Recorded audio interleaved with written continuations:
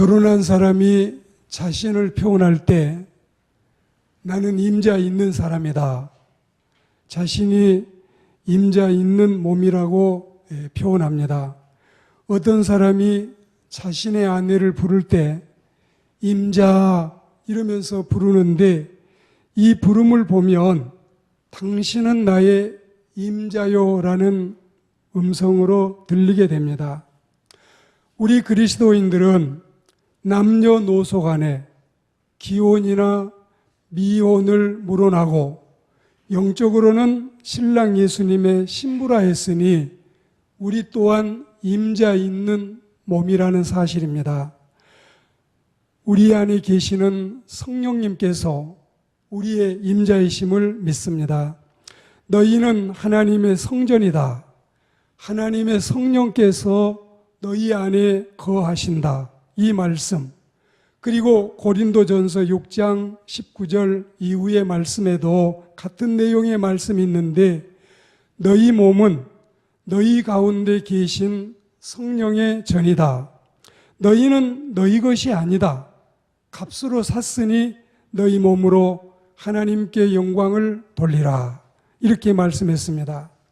이 말씀들을 깊이 음미해 보면 굉장히 중요한 대목을 금방 알 수 있는데 그동안에 우리는 별로 중하게 생각하지도 아니하고 과히 대수롭지 않게 여기며 쉽게 내 몸을 세상에 맡기며 죄의 도구로 살아온 적이 무척 많았었는데 아니 하나님의 성전이라니 하나님의 성령께서 내 안에 계셨다니 우리는 새로운 사실을 새삼스럽게 알 수 있습니다.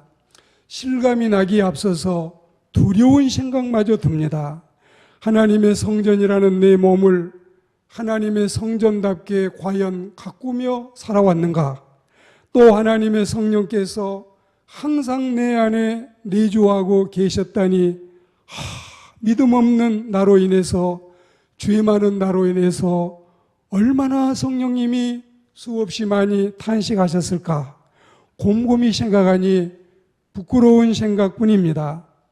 더구나 또 한 가지, 내 몸 어느 쪽에다 성령의 전, 즉 성령의 집이라고 명패를 붙여서 어울릴 곳이 어느 한 곳이라도 있었던가? 혈기의 집, 교만의 집, 허영의 집, 욕망의 집, 음란의 집, 그리고 사탄의 집이라면 몰라도 성령의 집이라니, 성령의 전이라니 두더지가 되고 싶구나. 이런 생각이 어디 한두 사람 마음이겠습니까? 그렇다고 여기에서 그칠 일도 아닙니다. 두려운 감정이나 부끄러운 생각만 가지고 끝날 일도 아니라 이것입니다. 너희는 너희 것이 아니라 값으로 산 것이 됐으니 그런즉 너희 몸으로 하나님께 영광을 돌리라. 이렇게 말씀하셨을 뿐만이 아니라 누구든지 하나님의 성전을 더럽히면 하나님이 그 사람을 멸하시리라. 하나님의 성전은 거룩하니 너희도 그러하니라. 이 말씀을 곰곰이 되새겨 말씀 앞에 음미하시기 바랍니다. 정말 우리가 삶과 조심해 살아야 되겠어요. 아무렇게나 살아버리면 안 되겠습니다. 함부로 살 수도 없는 일입니다. 복음에 합당하게 살고 성령님을 모신 신자답게 은혜롭게 살고 신중하게 그리고 기도하면서 찬송하면서 하나님의 아들과 하나님의 딸답게 성령님을 모신 성전답게 살아야 하나님께 영광이 되고 주님께 칭찬받는 우리 그리스도인들이 될 줄을 믿습니다. 먼저는 하나님의 성령께서 내 안에 내주하시는 안내자 거할 주자 안에 거하심을 우리가 인지하고 인식하고 그리고 인정하고 살아야 되겠습니다. 이 점이 매우 중요합니다. 우리가 오순절날 성령을 받고 성령님을 내 안에 영접할 때 성령님은 내 마음에 자리를 잡고 나를 차지하셨으며 내 인생의 주인이 되셨던 것입니다. 그때부터 성령님은 이 순간까지 나를 떠나지 아니하고 나를 버리지 아니하시고 항상 나와 같이 계셨고 밤낮으로 나를 지키고 나를 보호하셨던 것입니다. 그리고 나를 인도하시고 나를 늘 선한 길로 진리의 길로 우리를 교통하게 하셨는데 우리가 잘 믿고 따라가면 성령님이 기뻐하시고 우리가 하나님의 성령의 감동을 억제하고 성령의 지시를 소멸하고 성령님이 인도하심을 무시하고 저버리면 인격적인 성령님께서는 억지를 쓰지 않지만 몹시도 속상하시고 또한 하나님의 성령님은 근심하시고 심한 경우에는 탄식하셨다는 사실을 우리가 알아야 되겠습니다. 우리가 얼마나 성령의 감동을 무시해버리고 성령님의 지시를 거절하고 성령님의 탄식을 못 듣는 척 외면했을까? 물론 성령님의 인도함을 받아 성령님께 순종하고 성령님께 영광을 돌려드린 우리 믿음의 행동이야 당연히 칭찬받겠지만 그러지 않는 행동, 지금 지적된 이 모습들, 이것 때문에 우리는 하나님 앞에 부끄러운 마음이 들지 않을 수가 없습니다.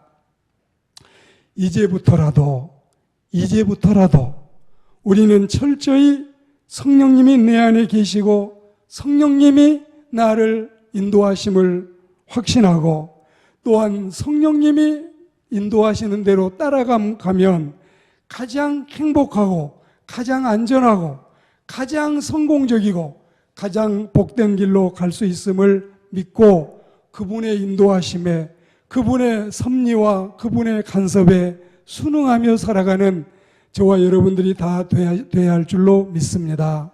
그리고 항상 자신의 몸과 마음을 깨끗하게 소지하고 살아야 되겠습니다.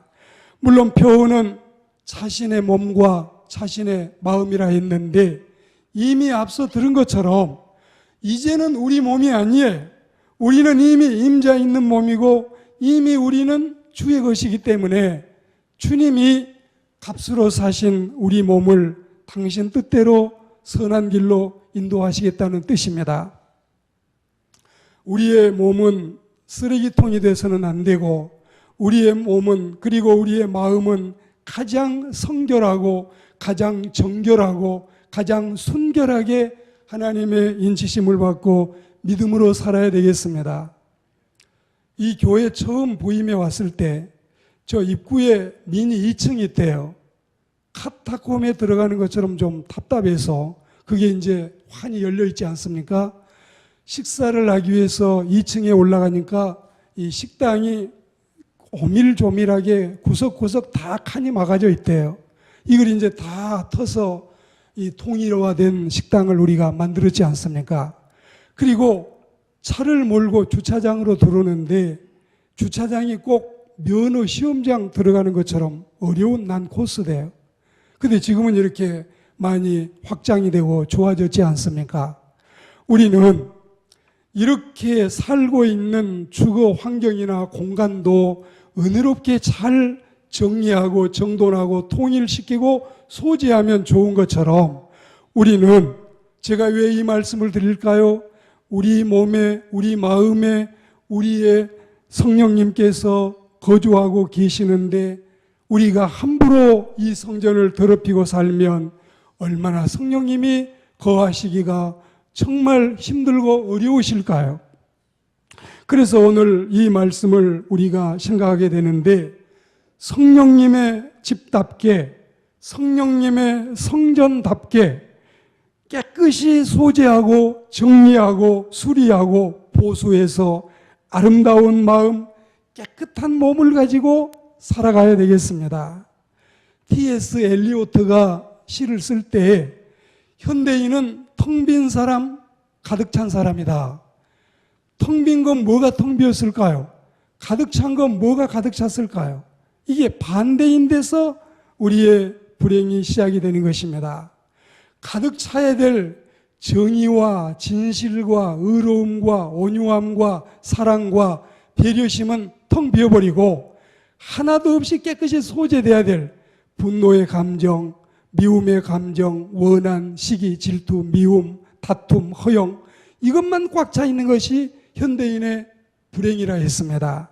우리는 반대로 마음속에 있는 여러 가지 잡다한 이 쓰레기 같은 거, 여러분이 카카오톡이나 그렇지 않으면 여러분이 스마트폰이나 혹은 여러분의 PC에서 쓰레기통을 잘 비워내야 새 것을 많이 받을 수 있듯이 우리는 이런 이 잡다한 쓰레기들을 다 버리고 하나님의 성령의 은혜로 비공유적 속성은 하나님만 가지시겠지만 공유적 속성은 하나님이 가지고 계신 것을 우리 인간에게도 허락하시니, 그러니 은혜로운 심정으로 우리의 몸과 마음을 가득가득 채워 사는, 그리고 성령의 열매를 주렁주렁 맺는 하나님의 백성들이 다 되시기를 축복합니다.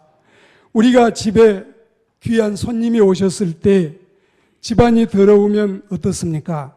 손님도 손님이지만 그 손님을 맞이하는 우리 자신이 많이 미안하기 그지없고 좀 부끄럽지요.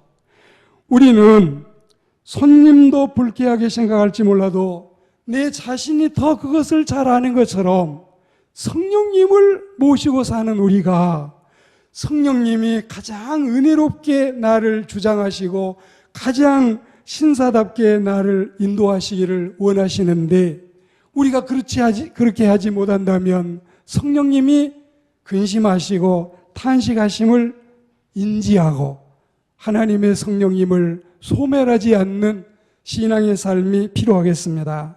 마음과 행실을 항상 깨끗하게 하고 있어야지, 만일 지저분하고 더럽다면 성령님은 탄식하시고 성령님은 불쾌하게 여기실 것입니다. 몸과 마음의 더럽고 깨끗함에 대하여 예수님은 말씀하시기를 입에서 나오는 것들이 마음에서 나오나니 이런 것들이 사람을 더럽게 하느니라. 씻지 않는 손으로 먹는 것은 그렇게 과히 나쁘지 않다. 저도 이 위생 환경을 모르는 사람이 아니고 잘 아는 사람이고 이런 분야에 종사했던 사람이지만, 그러나 우리가 손 씻는 걸 중히 여기고 손만 잘 씻어도 잔병이 없어지고 손만 잘 씻어도 감기 들지 않는다는 이 말들도 귀담아 들으신다면, 우리는 이 우리의 몸, 우리의 마음, 하나님의 성령이 거하시는 우리 성전을 끊임없이 고백 생활을 잘하고 회개를 잘하고 소제를 잘해서 언제나 우리는 마음의 근심이나 걱정이나 두려움이 없이 편안하고 담대한 마음으로 은혜롭게 살아가는 하나님의 백성들, 어린 양의 신부들, 성령님을 모시고 사는 성전의 삶이 되기를 축복합니다. 우리가 마음속에 나쁜 마음, 그리고 여러분 시기하는 마음, 분노의 마음, 이거 가지고 있을 때 성령님이 얼마나 한탄하실까요? 얼마나 성령님이 근심하실까요? 다 털어버리고 은혜롭게, 모든 우리 마음속에는 미운 사람은 반 사람도 없고 원망할 사람은 꿈에도 없고 원수는 절대로 만들지 않고 모든 사람과 더불어 은혜로운 삶을 살아갈 때 성령님께서 우리에게 칭찬하시고 매일 성령님 우리에게 상을 주실 겁니다. 그래, 너 잘 산다, 널 잘한다, 그래야 돼, 그런 감정 다 버려야 돼. 그리고 성령님의 인도를 잘 받는다면 성령님이 여러분의 삶을 칭찬하고 복을 주실 줄 믿습니다. 우리가 말씀대로 살고 있지 못할 때는 말씀대로 살지 못한 만큼 성령님께 송구하고 부끄러운 것이 사실이지만, 한편 좀 더 제 스타일로 역설적으로 말씀을 드리자면 그건 성령님께 진 빚인데 우리 자신을 생각해 보셔요. 그 좋은 혜택들, 그 좋은 여러 가지 최대의 보호자, 그리고 스폰서, 우리의 후원자이신 성령님을 충분히 우리가 누리며 살지 못한다면 그 손해는 누구의 것이 되겠습니까? 제가 이 간증을 하면서 웃음이 나와요. 제2의 두 번째 저를 보는 것 같아서 그렇습니다. 어느 영국 사람이 대서양을 건너 뉴욕으로 가는 큰 배를 타고 미국으로 가고 있습니다. 비행기를 타면 요즘에는 2시간, 3시간, 5시간, 10시간 거리에 따라서 쏜살같이 가지만 배를 타고 이동을 하시게 되면 며칠씩은 걸리고 일주일이 넘어 걸리기도 하는데 이 영국 사람이 식사 시간만 되면 한 가지 걱정거리가 생기는 겁니다. 다른 사람들은 모두가 그 의리의리하고 멋스러운 식당으로 들어가서 맛있는 음식을 메뉴에 따라 골라 먹는데 이 사람은 가진 돈이 없기 때문에 먹고 싶어도 꾹 참을 수밖에 없습니다. 그래서 혼자 슬그머니 가판 위로 나와서 싸가지고 온 비스켓이나 크래커 따위를 먹어 삼키면서 견디고 있는데 며칠이 지났는데 이제는 더 이상 참을 수 없을 정도로 배가 고파왔습니다. 어느 날 선장은 식사 시간만 되면 혼자 가판 위에 앉아있는 그에게 왜 당신은 식당으로 안 가시고 식사 시간만 되면 가판 위로 올라오시나요? 소화가 잘 안 되신가요? 무슨 연유가 있으신가요? 그럴 때 이 사람이 대답하기를, 선장님, 저는 겨우 영국에서 미국 가는 배표만 사고 주머니에 돈이 없어요. 먹고 싶어도 배는 쫄쫄 굶겨져 있는데 이게 식당 갈 지금 사정이 못 됩니다. 그때 선장이 뭐라고 했습니까?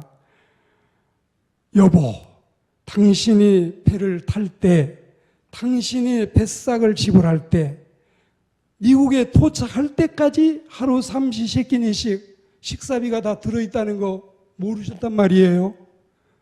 너무너무 이 소리를 들으니까 기가 막혔어요.